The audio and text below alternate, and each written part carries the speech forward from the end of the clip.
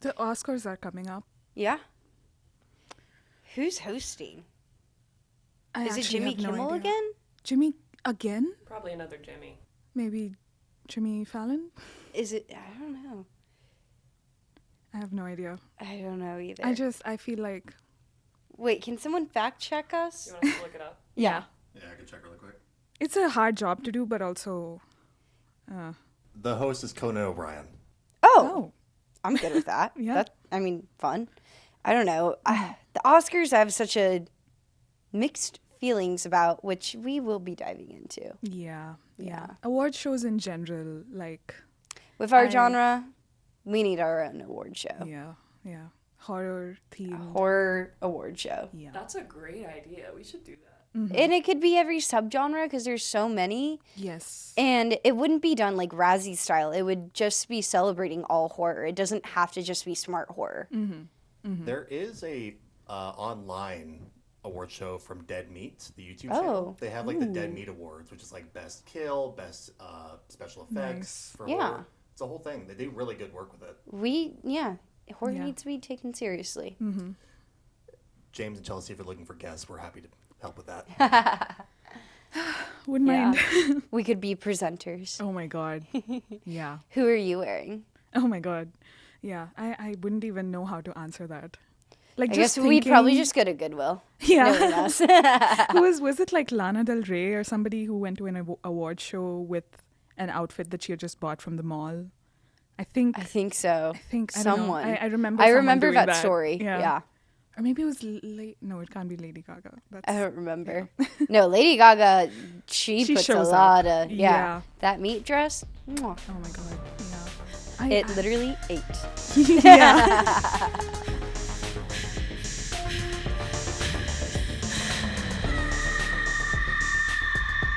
Hi, listeners.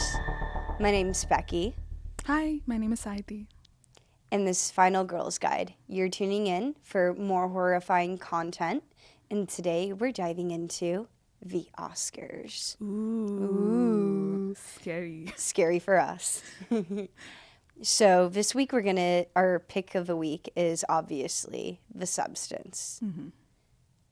Totally changes the game, in my opinion, for horror.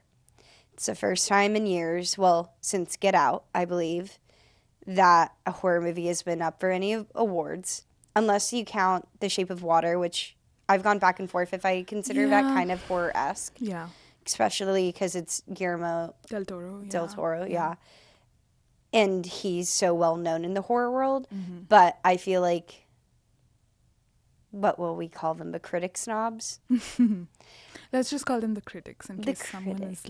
listening. Yeah, in case they're listening. But Which obviously they are. yeah, they just don't, if it doesn't come off horror, Yeah. then they don't want to consider it horror because there's just this weird hate that they have towards the genre going back decades. I mean, even with, we're going to have an episode on classic movie monsters from Universal in the future. But even back then, they did not like those movies. Yeah. And I also think that it's not even the fact that, a horror movie does a good job at being a horror movie, but I think when we see movies like Black Panther or Get Out in the genres of horror and comic movies that don't really get into the Oscars, they get into the Oscars because of the audience, because how they changed the culture, how they, made a statement that resonated with so many people that they had to go to the Oscars. And it wasn't even at that point about the movie. It was just about, you need to give these people Oscars just because they have such a huge impact. Yeah, on society. The culture. Yeah. I mean, and we're seeing that again with The Substance. I believe it's nominated for 5 awards. We're seeing a complete resurgence of Demi Moore's career, who, she has said that a producer told her that she was just a popcorn actress. Yeah. So sexist. But with The Substance, we're seeing a lot of themes that I think as women specifically, we've really wanted to tackle. It's female director. I believe it's female written. I mean, it's all female stars. And a lot of it is critiquing beauty standards, aging, this holdup that specifically the film industry, but society as a whole has on aging and women. I mean, it came out, I thought, with perfect timing too, tied with Ozempic having a rise. And, you know, it's, so the substance, since you haven't seen it, there's this former famous actress that has this like kind of Jane Fonda style dance workout series that she comes out with. And her 50th birthday is approaching. And so the day comes and she turns 50, but she's a lovely person. She's kind to all the staff. She's a little insecure about how she's aged, even though, I mean, it's Demi Moore and she's so hot. She is. Like, MILF Nation all the way. Wow, yeah. Yeah. But, yeah, so she is turning 50 and she finds out from the producers that they're cutting her from the show now. She hears a producer who's played by Dennis Quaid, and he's going on a rant like, she's not hot anymore, like she's ugly. And there's the infamous shrimp scene, which you've probably seen clips of, but it's truly disturbing. But she realizes that she's the next out. She's too old to be considered appealing to the male gaze specifically. So she gets set up with this doctor, and they put her on this like trial medication. I guess it's not really trial, but it's called the substance, hence the title. And basically it will give her sort of like this alter ego, and she will go to sleep and kind of experience while this alter ego gets to live like this new life as a younger, hotter version of herself, which is Margaret Qualley. And Great actress. Ever since Once Upon a Time in Hollywood, she has had me gripping to my seat. She's a fantastic actress. But so Demi Moore takes the substance, and then she goes to sleep, and Margaret Qualley starts living her life. And she gets the show, and it's not very hard. Pretty much everything for her comes easy, which is weird because we see that different for Demi Moore's character, who everything's a little harder, men are a little tougher on her. While with Margaret, they're like, oh my gosh, but you're so beautiful and stunning. And she's going to parties, she's living her best life, and she doesn't want to go to sleep. So a lot of the movie has to deal with Demi and Margaret kind of fighting it out for who really gets this identity, who gets to live on this life. And then it all comes to like an sort of like hellfire towards the end, because there's, I think it's being called Sue Monster. Spoilers, but Sue Monster is pretty epic. All practical effects too, which, you know, I geek out for because I have experience in effects. But I saw pictures of it, and it's amazing. It's is. so... And the things Margaret Qualley was saying about, like, you know, obviously the makeup. Yeah, the fake boobs. The and prosthetics. Oh my God, I can't even imagine, like, just like being an actor and looking at yourself like that, what it would do. But yeah. And the movie, in the end, it's Demi Moore's face. I won't give too much away, but I consider it a happy ending, what happens to her. Like, she's finally at peace with herself. We'll put it that way.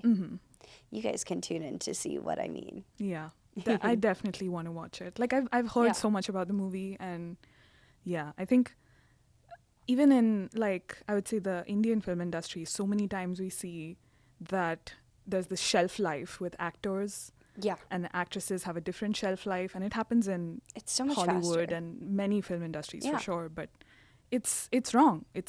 There's no way that you can justify that, where like actors who are like 50, 60 years old are acting with 20-year-olds. Yeah. And it keeps going. It keeps like that circles back. Yeah. And it affects people and how men see women, how boys are raised to see women. Yeah. It's like a vicious cycle that, there's just no justification for that. Well, it's weird because it's like this prime age thing, right? Where we're always seeing actresses in their 20s, but then we're casting actresses in their 20s to play teens, which I know they do that for men too. But then we're casting actresses just in their like late 30s to play 50-something-year-olds. And then we have big actors, like nothing against them, but like you have a Brad Pitt or something who's older but still getting cast because he's still viewed as appealing, which he is, but or even like a Leonardo DiCaprio, and they're still getting cast and they're getting roles consistently. While, like you said, it's the shelf life. Yeah. Demi Moore, told that she was a popcorn actress, just a Yeah. pretty face. We didn't see her for a really long time until this film hit, Yeah. and I think that's sad. Yeah. But- and I hope The Substance does well at the Oscars. Me too. I want it to sweep. I think that would be such a big win for our genre. Yeah. Yeah. Yeah. So, what do you think this means for the future of the genre? Do you think this could lead to more opportunities for horror at the Oscars? Or is it just another one-off, like Get Out, kind of?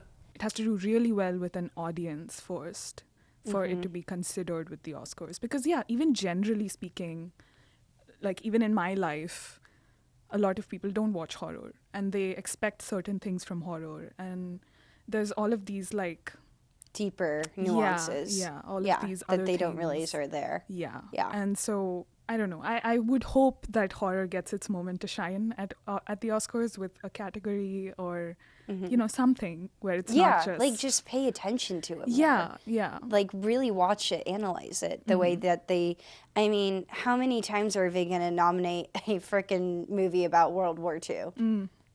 Oh, God, yeah. There's so many. Yeah. Or just a period piece. And I mean, nothing against those. I think there's love for those too. But like, let's pay attention to all movies. Let's not just stay genre specific. Yeah. I mean, comedy certainly doesn't get the love and appeal it should either from the Oscars. And I think that's a crying shame. Yeah.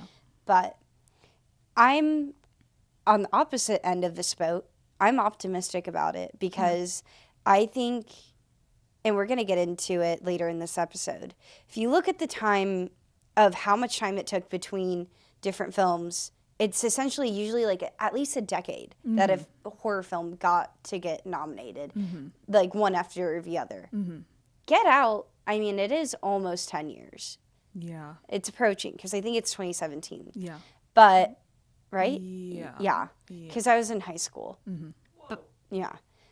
But that's still less time than usual that got to get nominated. So I feel like they're coming around a little bit. And it's body horror too, which already is a genre that I feel like people are like, ooh, it's going to be icky and gross and gruesome. Like, we don't want to watch that. That's not going to be serious. But body horror, if you look at the history of it, it analyzes film in a way that, I mean, it touches up on, there's so much queer cinema about body horror. There's a lot of cinema focused on women that's horror. And it does a lot of things to talk about our society as a whole. No, yeah. I agree.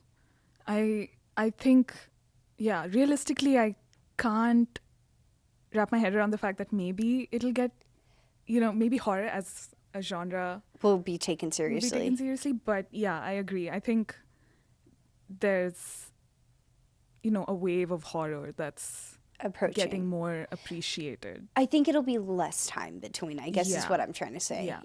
I Like agree. maybe in 5 years we'll get another nomination. Yeah. Yeah. And honest, like we've talked about this, you brought it up once, where sometimes it's like the state of the world affects what people watch. Yes. And sometimes people want to watch horror when things are going really badly in the Yeah. world because it's like, again, maybe like a sense of comfort or, you know, our world is bad right now, but it could get worse. It could get or worse, just yeah. like commentary, like Get Out on how the world actually is or how bad Yeah. it could be, and, you know, threads of like reality that are in that that are movie. coming in. Yeah. Yeah. Because obviously, like, the But being a little substance. more blunt about it. Yeah. Yeah. Yeah. Because Get Out substance and The touched about- Substance. Yeah, exactly. Yeah. So what's your... We both made picks of movies we wish won Best Picture. Yeah. Weren't nominated or anything. Mm-hmm. What's your pick? My pick is The Witch. That's such a good pick. I I always have this weird, like, I want to call it the Vivitch because Oh, yeah, it's because of the the V's. old-fashioned. Yeah. But The Witch, I think, is not the typical kind of horror movie that I am drawn to usually. Mhm. But yeah, I think there are so many factors within that movie that make it, I think, a cult classic because, again, it's not ghosts, it's not slasher, barely any CGI. Like, there tiny isn't- bit yeah, supernatural, but I wouldn't very- even say it fits into that subgenre. Not at all. But it's definitely horror. Yeah, Yeah. for sure. And it's not even like And it's not shy jump about it. scares or nothing like that. It's just like a very dark, dreary, sad, like exposition on Yeah. like whatever you want from that movie, but whether it's like misinformation, isolation, the effects of, not knowing things Mm-hmm. and mislabeling that as like witchcraft, which Yeah. we've seen happen Throughout throughout the world. centuries. Yeah, like women all over the world were considered Witches. witches in different cultures. I mean, there was even a thing if you had a mole in the wrong place, you were considered a freaking witch. Yeah. Yeah. Yeah, but I think it definitely deserved a little more appreciation than people, and a little more credit than people gave it, Yeah. because I saw The Witch in theaters. Me too. With I think a friend. Yeah, Yeah, I went same. with a friend, and we had such different. Takes. Yeah, like my friend, she wanted there to be jump scares. She wanted there to be more about the actual witch. She wanted there to be like, there was blood and gore, but she wanted there to be like Real, like traditional yeah, horror. Traditional Yeah. horror. And the commentary of the film wasn't enough for her, which I think I saw it differently. And yeah, I just think that it could have done way better if there was a push of like, hey, we accept the Oscar, we accept horror in the Oscars. Yeah. I think it definitely should have. I mean, Anya Taylor-Joy, that was Her first movie. first movie, Yeah. and she was fantastic in Yeah. it. But I agree. I mean, the world building, I think, in The Witch specifically is what kept me really in, and the writing is so well. Like, he just did everything to make sure that we felt like we took a time machine and we were transported Yeah. there with Yeah. them. Yeah. And that's why I think it worked so much better than a lot of period pieces. There was never a time that I questioned the dialect. Yeah. I questioned, ooh, does she kind of have iPhone face? No, no one had iPhone face in that movie. Yeah, she was so, yeah, I think that's also why Fear Street, I liked Fear Street so much with the third movie where they went back. I think it's also set in the 1600s. if Yes, I'm not wrong. 1666. Yeah. So I think, the story is about a family. They get banished from society. They go live in isolation. I think they live on top of like a graveyard, maybe. Something because like that. something- They never explain it though, and I like that. Yeah. I don't want things explained as an audience member. Yeah. Especially in horror, it adds to the eeriness Yeah. when the audience is left wondering, not to the extent of like what is happening. Like, not I plot don't holes. understand. Yeah. But like uncomfortable. Yeah, yeah. Because I think that's horror for me is like, oh, something's unexplained. And I don't know how to explain it. Yeah, but I'm still anticipating something and I want to know more. And it haunts you. Yeah. Yeah. Yeah. So, What? Sorry. no, I was just going to ask, like, what's your pick? So that actually kind of leads me into mine, the unexplained things, because my pick is The Shining. Right. That's, Yeah. that's a good one. Associates. Can y'all fact check me? I believe Stanley Kubrick never won an Oscar, which is crazy because it's Stanley fucking Kubrick. Yeah. Yeah. I don't believe he was ever... He may have been nominated. I don't think he ever officially won. I know The Shining wasn't even nominated. It wasn't it didn't even do well with critics in the beginning. Yeah. I don't think it even did well with audiences. No. It became, Loved. yeah. I honestly, I found out about The Shining after watching Ready Player One. Yeah. I think I watched The Shining. He won one Oscar, but it was for 2001: A Space Odyssey for Best Special Visual Effects. But the Right. fact that that's the only one, how many times has a film professor gone on a tangent like, and Stanley Kubrick did this? I'm like, give my man Stanley his Oscar. I mean, R.I.P. But Yeah. The Shining, I think, is maybe a perfect movie, in my opinion, because even the way he must have just been maybe a little insane, but I love that because every shot works in that movie. It's so Yeah. beautiful, but eerie. And it's another one where it's so isolating, but you can relate to the family. Even Jack Nicholson Oh as my God. Jack in the movie, here's Johnny. There's something so sad about him. Like, he's just trying to pull it together just enough because he's been struggling with alcoholism. And there's this scary unexpectedness about him. But it's something that's believable because I think everyone in life has encountered an addict in some form.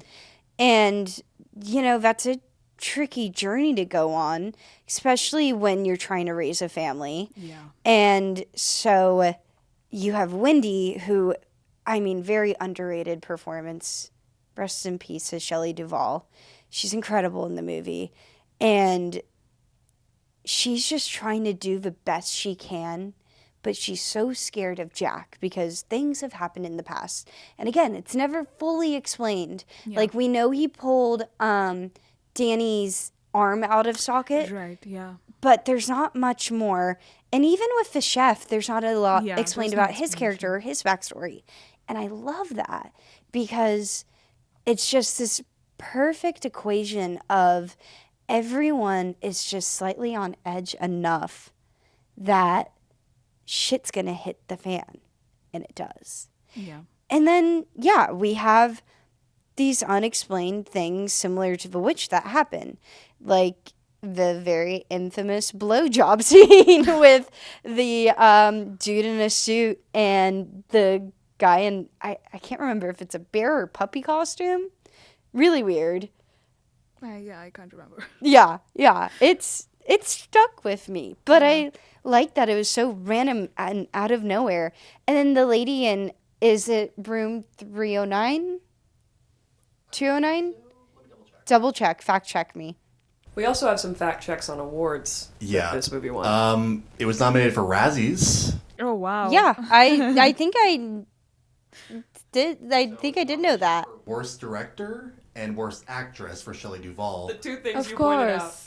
Of which course. was rescinded later on. So Shelley Yeah. Duvall does not have a Razzie. Here Razzies, I hate the Razzies. That's such a. It's another ass kissing fest. It is room 237. 237. 237. Okay. Forgive me, audience. I was wrong. For that movie, I mean, yeah, the lady in 237, as a huge fan of The Shining and also Doctor Sleep, another amazing, one of the best horror sequels ever. And it really deserved more attention. But like The Shining, it really didn't get a ton. I believe it did well critically. But again, people just kind of shut the door on it. Yeah. But with The Shining, I think specifically it should have won Best Picture. It should have won Best Actor for sure for Jack Nicholson. I think Shelley Duvall killed it, and people still do not give her the praise that she deserved because she went through hell She on that deserved way project better, because yeah. of Stanley. Yeah. And that's not a secret. That is a very well-known fact. It was traumatizing what she went through. But she deserved Best Actress. It's certainly not a fucking Razzie. Screw whoever came up with that. Yeah. And then rescinded it probably because the movie got popular. Yeah. Yeah. I think Shelley Duvall should have won Best Actress. And then I think that I can't think of actors' names right now, but the chef and Danny should have been nominated, both of them, for Best Supporting. Yeah. Because neither of those roles were easy. Yeah. And they killed it. and Best Writing, and should have won Best Cinematography. But, that's just my rant. I'll always be butthurt about what happened to that film at the time for a lot of different reasons. Okay, we're going to do a quick little, just a few picks because we are running out of time to go into all of them. Yeah. But and, hey guys, we listen and we don't judge. Yes.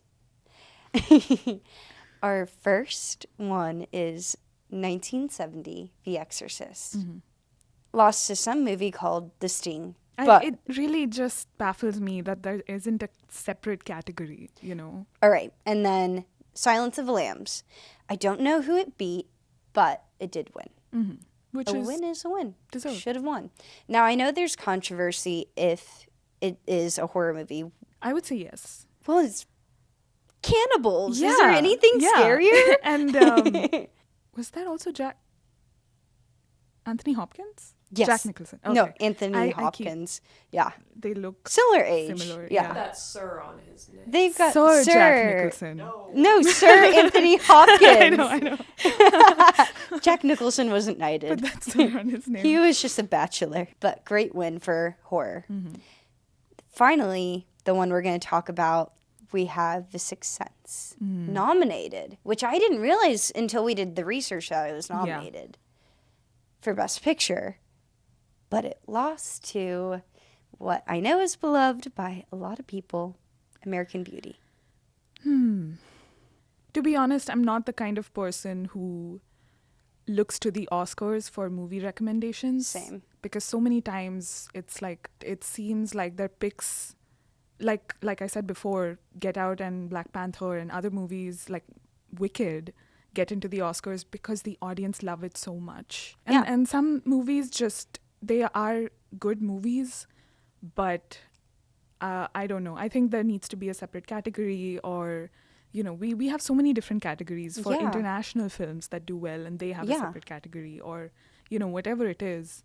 Well, international cinema is just starting to finally get nominated for, or even considered. I would love to watch all the movies that are nominated for Oscars, but that's not going to be where I get my recommendations from. Yeah. So, The Sixth Sense, I mean, that is the film that I watched early on as a kid. And I remember I was just blown away, Obviously heard the spoilers before because it was everywhere. But that's what that movie did. It's everywhere. Yeah. People talk about that all the time. American Beauty people talk about a lot too, and I've seen it. I appreciate American Beauty for what it is. I am not the audience, and I don't really think you are either, for that movie. Anyways, I think we've been on enough of a rant right now. This is a very angry subject. Yeah. But hey, great episode. Yeah. Let's... Oscar-worthy, I would say. Yes, Oscar-worthy. But cheers to The Substance. Let's hope it gets what it should. I really hope so. I really hope so. I mean, I just want Demi to win. Yeah. Please. This might be coming out after the Oscars. Hey, who knows? Maybe we'll be celebrating. If it's already out, then we're celebrating. Or we're really sad. Yeah. All right.